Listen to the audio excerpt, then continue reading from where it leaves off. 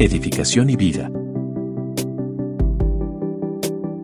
William Tyndale, traductor bíblico y mártir inglés, nació lo más probablemente en North Nibley, a 24 kilómetros al sudoeste de Gloucester, entre 1490 y 1495 y murió en Vilvoorden, a 9 kilómetros al sudoeste de Bruselas, Bélgica, el 6 de octubre de 1536. Familia.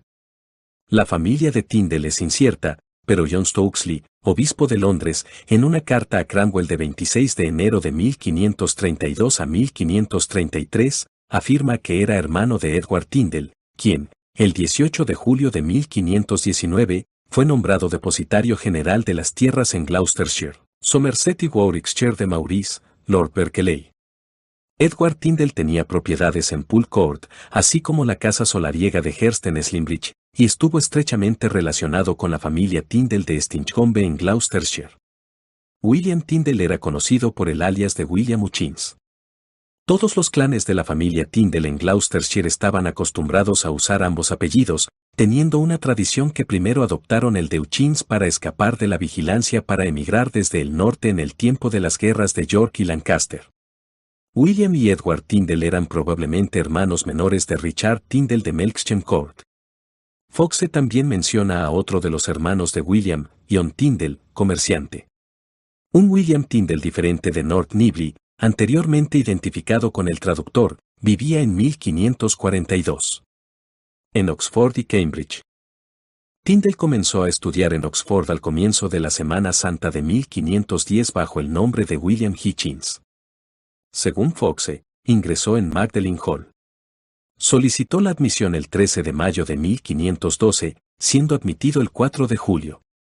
En febrero de 1512 a 1513, ejerció como determiner, obteniendo la maestría el 2 de julio de 1515. Foxe relata que, además de avanzar en el conocimiento de lenguas y otras artes liberales, dedicó especial atención a la teología, leyendo en secreto a ciertos estudiantes y miembros de Magdalen College algún tratado de teología, instruyéndolos en el conocimiento y la verdad de las Escrituras. De Oxford, poco después de obtener su maestría, se trasladó a Cambridge, estando probablemente allí hasta finales de 1521. Ambas universidades en el momento de la estancia de Tyndale estaban fuertemente influenciadas por el espíritu del nuevo saber. En Oxford, John Callet, en sus clases sobre el Nuevo Testamento entre 1497 y 1505, rompió audazmente con las tradiciones escolásticas y revolucionó el método de estudio de las Escrituras. Cambridge disfrutaba del beneficio de las enseñanzas de Erasmo, quien fue admitido como profesor Lady Margaret de Teología en 1511, permaneciendo en Inglaterra hasta el otoño de 1513. Es probable que la gran reputación en teología y griego que Cambridge había adquirido bajo él atrajera a Tyndale. Primeros enemigos. Antes del comienzo de 1522 Tyndale, que en este momento probablemente había sido ordenado como sacerdote, aceptó el puesto de tutor de los hijos de Sir John Walls, señor de la propiedad de Old Sudbury en Gloucestershire. La esposa de Walls, Anne, era hija de Sir Robert Poyntz de Iron Acton en Gloucestershire y hermana de Sir Francis Poyntz. Como el mayor de los hijos de Sir John Walls tenía apenas 5 años, Tyndale tuvo amplio ocio, empleándolo en predicar en pueblos circundantes y en Bristol a las multitudes que se reunían en College Green. Encontró al clero de Gloucestershire menos avanzado en sus opiniones que a los estudiantes de las universidades, estando constantemente involucrado en extenuantes discusiones teológicas. En apoyo de sus ideas tradujo en Enchiridion Militis Christiani de Erasmo, tal vez de la edición de 1518, que iba prologada por una vigorosa diatriba contra los vicios de los eclesiásticos. El manuscrito probablemente nunca fue impreso. Una traducción al inglés, publicada por Winkin the Word en 1533, ha sido identificada sin probabilidad con la obra perdida de Tyndale. Sobresaltado por sus opiniones y molesto por la sanción recibida de Sir John Walls, el clero, en ausencia del obispo, Julio de Médicis, posterior Clemente VII, lo acusó ante William de Malvern, canciller de la sede. Malvern lo citó y le reprendió fuertemente por sus procedimientos, pero, satisfecho con su ortodoxia, le permitió partir, sin ser marcado como hereje ni ser obstaculizado por ningún juramento de abjuración. La persecución que encontró por parte del clero, fortaleció a Tyndale en la creencia de que la Iglesia estaba en un estado de serio declive, resolviendo proporcionar un antídoto traduciendo el Nuevo Testamento al inglés. Expresó abiertamente su determinación a uno de sus oponentes con las enfáticas palabras: «Si Dios me da vida, antes de muchos años haré que un gañán que maneja el arado sepa más de la Escritura que tú». Estancia en el continente. Traducción del Nuevo Testamento. La creciente simpatía de Tyndale hacia los reformadores hizo que Gloucestershire ya no fuera un refugio seguro, por lo que se trasladó a Londres, donde esperaba ayuda del distinguido erudito Cuthbert Tunstall, que había sido instalado como obispo el 22 de octubre de 1522. Llegó a Londres hacia julio o agosto de 1523, con una carta de presentación de Wallis para Sir Henry Guilford, solicitando el patrocinio de Tunstall. Tunstall era un erudito cortesano con poca simpatía hacia la reforma, negándose a dar a Tyndale cualquier ayuda. Decepcionado, obtuvo empleo como predicador en St. Dunstan-in-the-West, donde sus predicaciones hallaron el favor de uno de sus auditores, Humphrey Manmes, 1537, comerciante de tela y ciudadano de Londres, que luego fue nombrado caballero y sirvió como magistrado en 1535. Manmes lo llevó a su casa durante medio año y le pagó 10 libras para que orara por las almas de su padre y su madre y todas las almas cristianas. Durante su residencia en Londres, Tyndale cayó primero bajo la influencia de las ideas de Lutero, haciendo también firme amistad con John Fries, quien fue quemado por protestante en 1533. Sin embargo, le fue imposible hacer su traducción del Nuevo Testamento en Inglaterra y en mayo de 1524 zarpó hacia Hamburgo, dejando la mayor parte de sus libros con Manmes. Desde Hamburgo fue a Wittenberg para visitar a Lutero, permaneciendo probablemente allí hasta abril de 1525, cuando regresó a Hamburgo para recibir una remesa de Inglaterra. Durante este periodo estuvo muy ocupado en su tarea de traducción, empleando a William Roy como su amanuense. Desde Hamburgo, Tyndale y Roy se dirigieron a Colonia, donde hicieron arreglos con Quental y Birkman para imprimir la traducción. La obra había avanzado tanto hasta llegar a la hoja que llevaba la firma K cuando fue descubierta, poco después de comienzos de septiembre, por el controversista católico Johannes Cotlaeus, deán de la Iglesia de la Virgen Bienaventurada en Frankfurt, para quien la misma firma estaba sacando una edición de las obras de Ruperto, antiguo abate d'Oix. Cotlaeus obtuvo un mandato del Senado de Colonia prohibiendo a los impresores continuar con la obra, escribiendo a Enrique VIII y Wolsey, advirtiéndoles que mantuvieran una estricta vigilancia hacia la obra en los puertos marítimos ingleses. Tyndale y Roy escaparon con las hojas impresas a Worms, donde probablemente llegaron en octubre, haciendo arreglos con el impresor Chofer para publicar la traducción en una forma diferente. Las copias fueron pasadas de contrabando a Inglaterra y en 1526 llamaron la atención del clero.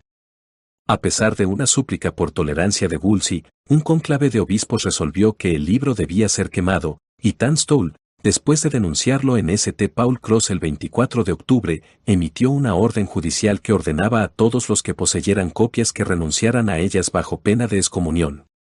William Warham, arzobispo de Canterbury, emitió una orden similar el 3 de noviembre, comprando copias de la traducción de Tyndale en el continente para destruirlas.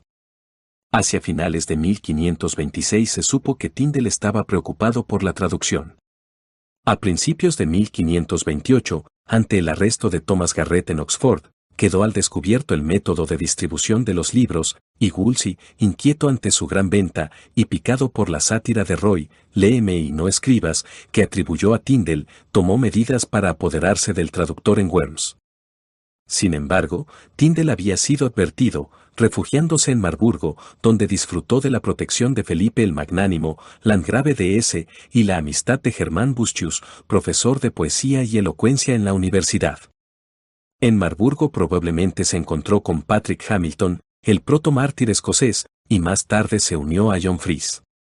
Hasta entonces Tyndale había mantenido su creencia en la transubstanciación, pero entre 1528 y 1530, por persuasión de Robert Barnes, adoptó las ideas de Zwinglio, el más avanzado de los reformadores. Rechazó no solo la doctrina de la consubstanciación de Lutero, sino incluso la teoría de Calvino de una presencia espiritual en el sacramento, considerando la celebración de la Cena del Señor simplemente un servicio de conmemoración. Otros escritos. El 8 de mayo de 1528 apareció Parable of the Wicked Mammon de Tyndale, impreso en Marburgo por Hans Lufden VIII, del que se conserva copia en el Museo Británico. La copia en cuarto en la misma biblioteca, con la misma fecha, se imprimió en realidad en Londres hacia 1550. Se imprimió otra edición, para James Nicholson, Sadek, en 1536. Fue más de una vez reimpresa en Londres en los reinados de Eduardo VI e Isabel. La obra es una exposición de la parábola del administrador injusto, tratando principalmente de la doctrina de la justificación por la fe y conteniendo también pasajes sobre la propiedad que contravenían fuertemente la idea de un derecho de propiedad absoluta aparte de las obligaciones sociales. Estas opiniones no impidieron que Sir Thomas More lo calificara de un tesoro y fuente de mucha maldad. El 2 de octubre de 1528 se publicó la obra original más importante de Tyndale, The Obedience of a Christen Man, and How Christ Rulers Ought to Govern, impresa en octavo por Hans Luf de Marburgo. Una segunda edición apareció en 1535 en octavo, fechada en Marburgo, pero más probablemente impresa en Londres. Otras ediciones sin fecha se publicaron en Londres entre 1540 y 1550, además de una impresa por William Copeland en 1561. La obra es una defensa de los reformadores contra los cargos de alentar la desobediencia hacia el poder civil. Establece el deber de sumisión absoluta al soberano temporal y responde el cargo de insubordinación contra las autoridades eclesiásticas. También insiste en la autoridad suprema de las Escrituras en asuntos de doctrina. The Obedience por primera vez declaró claramente los dos grandes principios de la Reforma inglesa, la autoridad suprema de las Escrituras en la Iglesia y la autoridad suprema del Rey en el Estado. Del libro supo Enrique VIII por medio de Ana Bolena, recibiendo su aprobación. A principios de 1529 Tyndale, que parece iba de camino de Marburgo a los Países Bajos, naufragó en la costa de Holanda camino a Hamburgo. Perdió sus libros y papeles, así como el manuscrito de su traducción de Deuteronomio, que acababa de terminar. Sin embargo, siguió a Hamburgo, donde permaneció durante un tiempo en la casa de Margaret Van Emersen, viuda de un senador, trabajando en la traducción del Pentateuco. A finales de año se dirigió a Amberes, donde descubrió que Tunstall, quien, con More, había estado negociando el Tratado de Cambrai, había hecho grandes compras de sus testamentos para quemarlos, a pesar de las objeciones económicas de su compañero. A través de un comerciante de Londres, Augustine Packington, Tunstall compró sin querer un número de copias del mismo Tyndale, a quien proveyó con fondos. Parte del dinero lo empleó Tyndale en comprar 11 planchas, con las que luego ilustró el libro de Éxodo. Previamente se habían usado para la Biblia holandesa de Borsterman en Amberes en 1528. En 1530 apareció The Practice of Prelates, obra en la que Tyndale elaboró su final y más firme acusación contra la jerarquía católica. Concluyó atacando categóricamente toda la administración de Wolsey y denunciando los procedimientos del divorcio de Enrique. En este punto se separó completamente de los otros reformadores ingleses.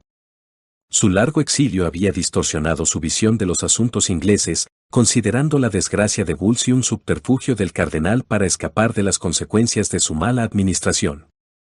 Sus ideas le causaron mucho perjuicio ante Enrique, destruyendo los efectos de Obedience en la mente del rey. Cuando Practice de Tyndale se volvió a publicar en 1548, Londres, sus observaciones sobre el divorcio fueron cuidadosamente eliminadas. Una copia de la primera edición impresa en Marburgo por Hans Luft, en octavo, está en el Museo Británico. Enfrentamiento con More. Mientras tanto, Tyndale se enzarzó en una guerra literaria con Sir Thomas More. El 7 de marzo de 1527 a 1528, Tunstall invitó a More a emprender la defensa de la Iglesia contra los hijos de iniquidad, acompañando su solicitud con una licencia formal para leer obras heréticas que atacaran la fe católica. En junio de 1529 apareció a Dialogue of Sir Thomas More. Wherein be treated divers matters as of the worship of images y relics, praying to saints, y going o pilgrimage. Wise many other things touching the pestilent secte of Luther and Tyndale. En esta gran obra More, declinando entrar en la cuestión práctica de la ignorancia y la inmoralidad del clero, defendió con mucha agudeza y poder lógico las doctrinas de la Iglesia católica contra los ataques de los reformadores. En la primavera o principios del verano de 1531, Tyndale entregó a la imprenta Anansuere un Sir Thomas More's Dialogue, impreso en Amberes según Joy. Ansuere, aunque inferior en forma literaria a Dialogue de More, era un claro y convincente tratado escrito con gran fuerza satírica, pero echado a perder por una intensa amargura personal.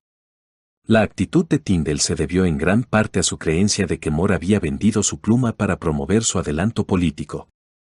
No pudo reconciliar la defensa de la Iglesia de More con sus ataques anteriores a sus abusos prácticos, no dándose cuenta de su horror hacia las opiniones doctrinales de los reformadores. Varias veces más volvió a la controversia, dedicándole mucho de su escaso ocio. En 1532 apareció The Confutation of Tyndale's Ansuere, seguida en 1533 por The Second Part of The Confutation of Tyndale's Ansuere. The Confutation se distinguía por la virulencia y grosería. Es de extensión desordenada y en mérito literario está muy por debajo de su propio Dialogue y Ansuere de Tyndale. En Apology of Sir Thomas More 1533 y en The Bellation of Salem and Byzance 1533, escrito en respuesta a Christopher S. T. Herman, cuya madre pertenecía a la familia de Tyndale, More volvió al tema.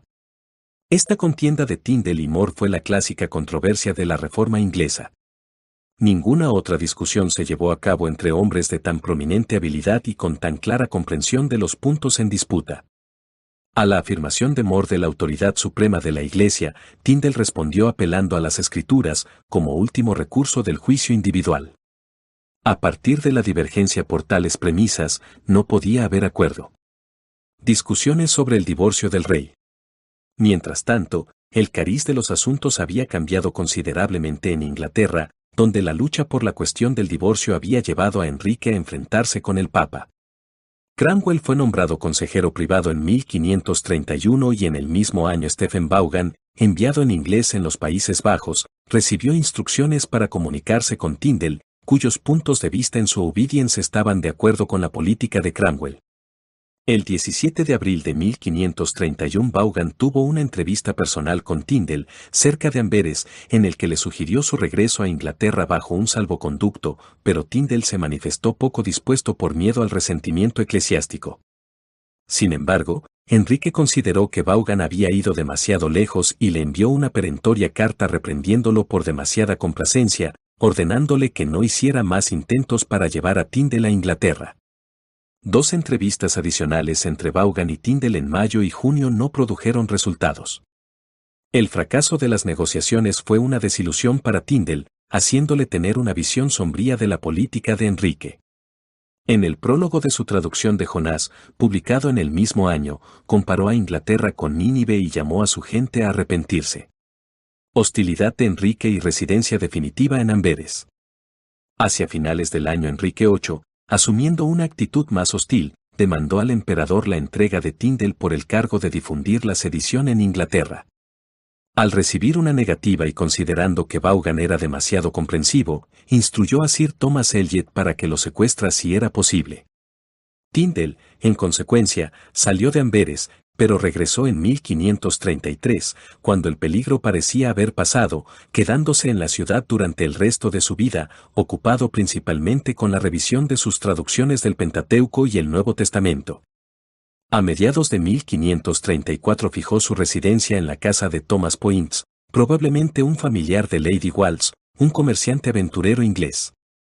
La casa había sido apartada desde 1474 por el municipio para el uso de los comerciantes ingleses, siendo conocida como la Casa Inglesa.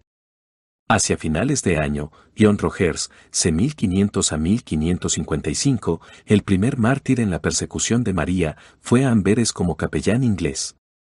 Era católico a su llegada, pero luego se unió a los reformadores, probablemente por la influencia de Tyndale, de quien fue amigo íntimo. Delación, arresto y ejecución. En 1535 Tyndale conoció a un joven inglés, Henry Phillips, estudiante católico en Lovaina, que había huido a Flandes después de robar a su padre. Este hombre, al profesar falsamente celo por la reforma religiosa, se ganó la confianza de Tyndale y, después de mostrarse amable con él, lo traicionó a los oficiales imperiales.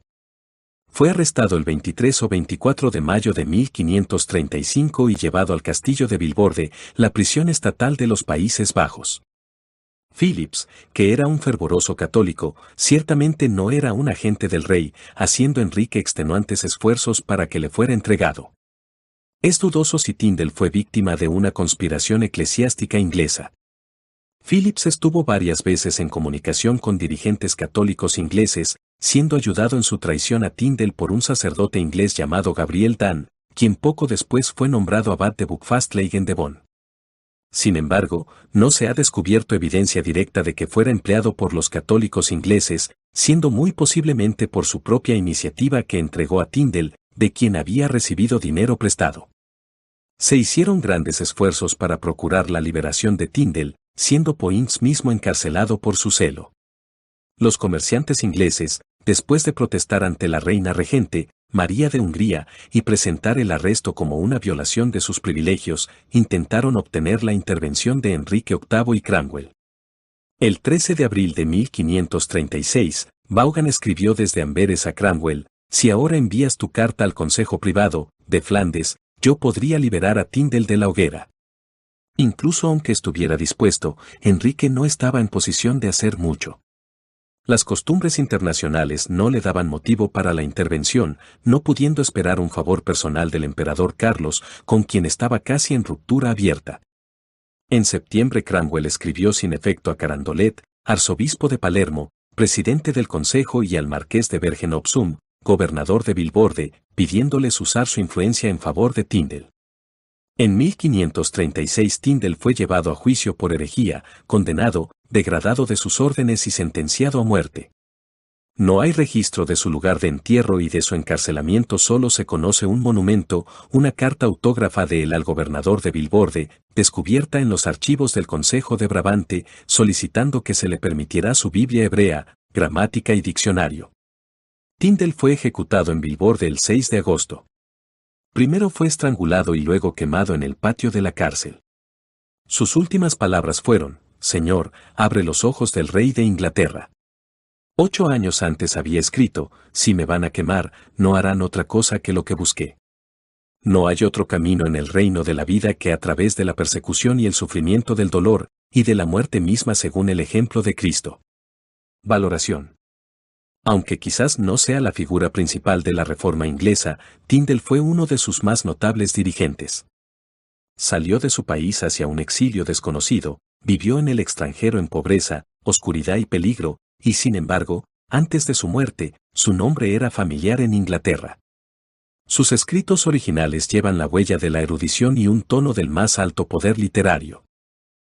Son indudablemente las exposiciones más capaces de las ideas más avanzadas de los reformadores ingleses que triunfaron bajo Eduardo VI, convirtiéndose en la facción puritana bajo Isabel. Sin embargo, su traducción de la Biblia, aunque incompleta, le dio su título más seguro a la fama. Su precisión y fidelidad sustanciales fueron totalmente respaldadas por los traductores de la versión autorizada, que no solo retuvo la sustancia de su traducción donde estaba disponible, sino que adoptó su estilo y método como su modelo a lo largo de la obra. La influencia de Tyndale en el desarrollo futuro de la literatura inglesa fue muy grande.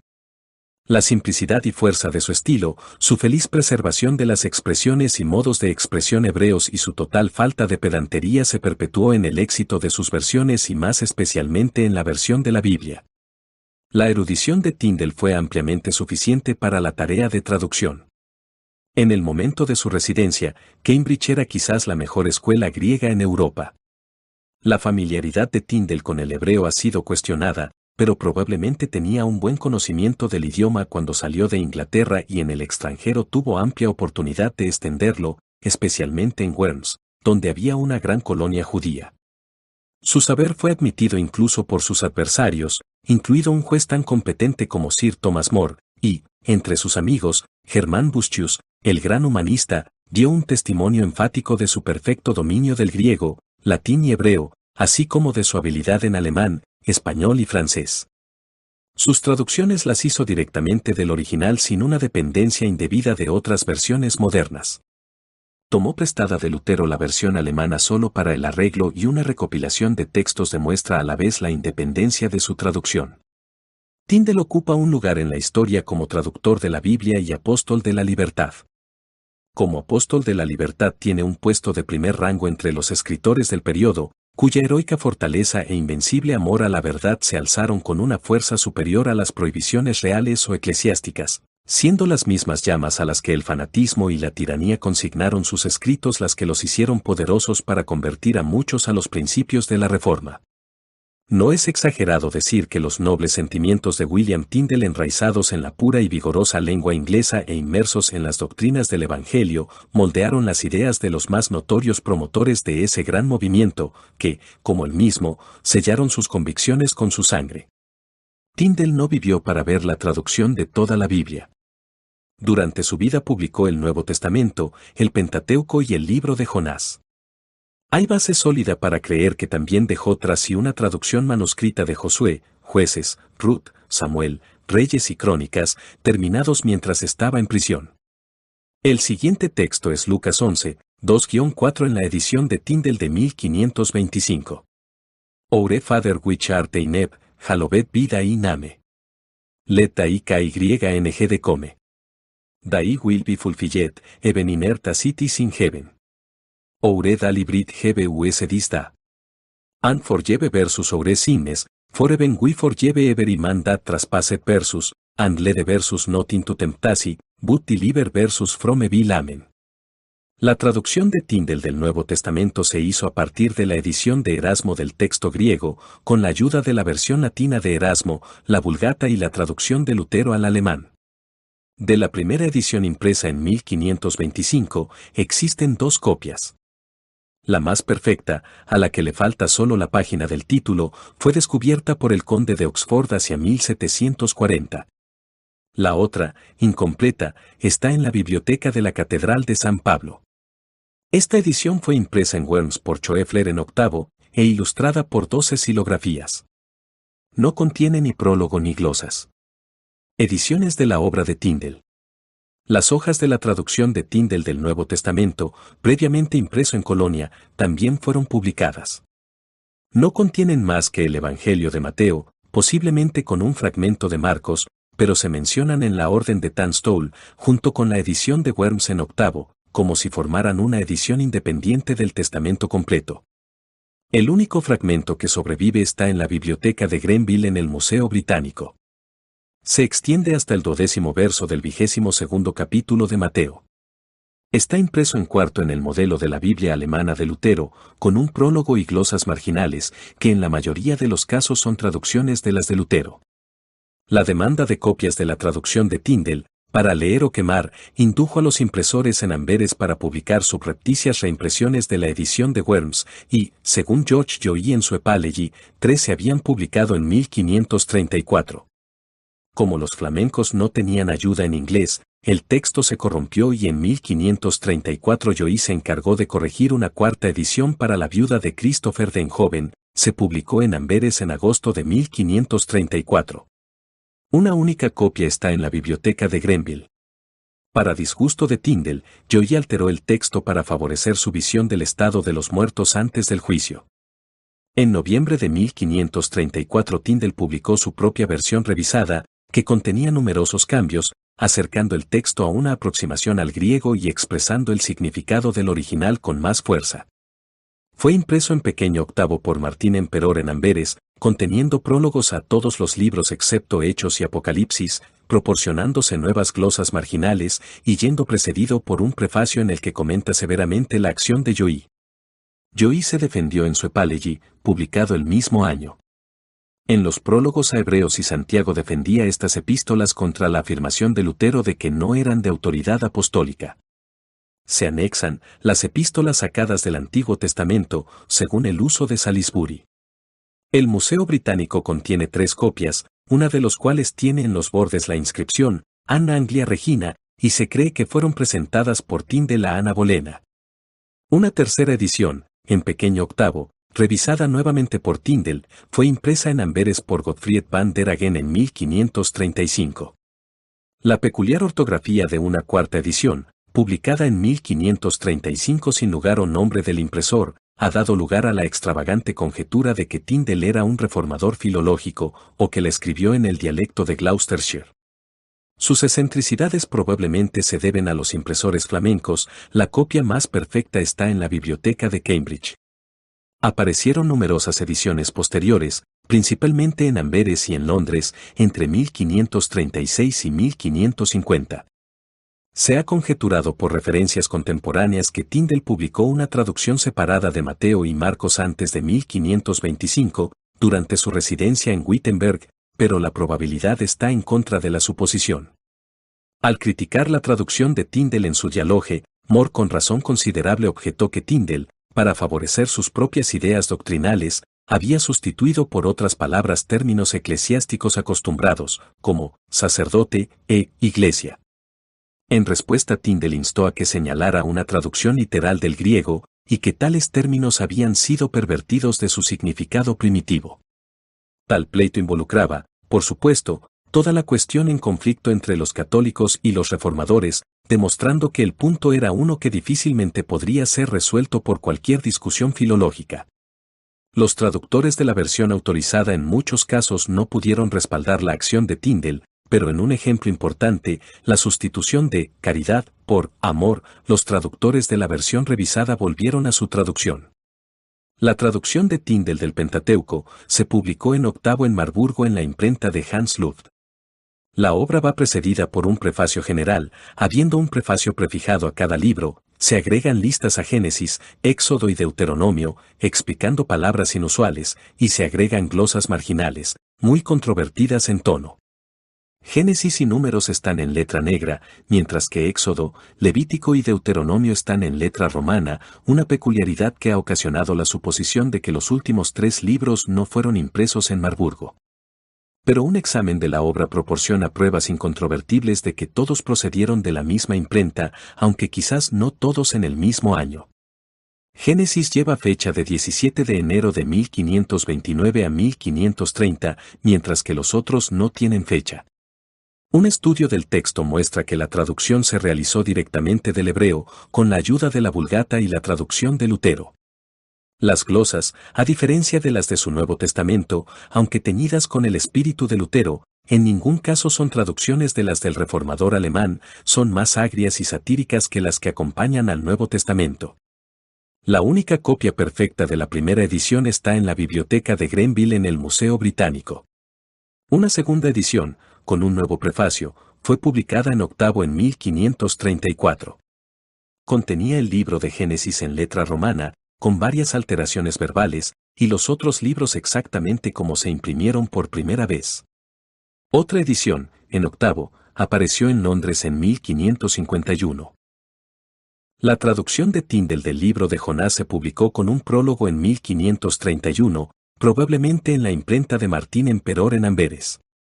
Una única copia, ahora en el Museo Británico, la descubrió en 1861 Arthur Charles Harvey, rector de Eques, y luego obispo de Bath y Wells. Fue reproducida en facsímil en 1863 por Francis Free con una presentación y con la versión de Coverdale. Después de la muerte de Tyndale, todas sus traducciones del Nuevo Testamento y Pentateuco, así como sus traducciones manuscritas de Josué a Crónicas, fueron incluidas por John Rogers en Matthew Bible, que fue autorizada por Enrique VIII para la venta en Inglaterra. Otras obras.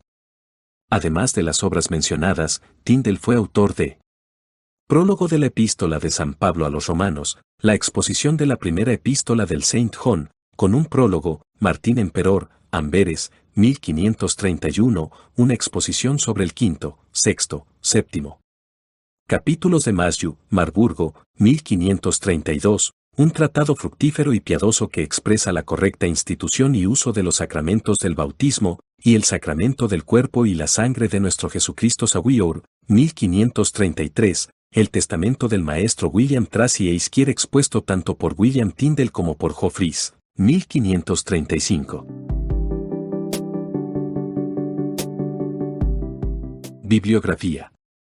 Tomado de página web iglesiapueblonuevo.es. Biografías.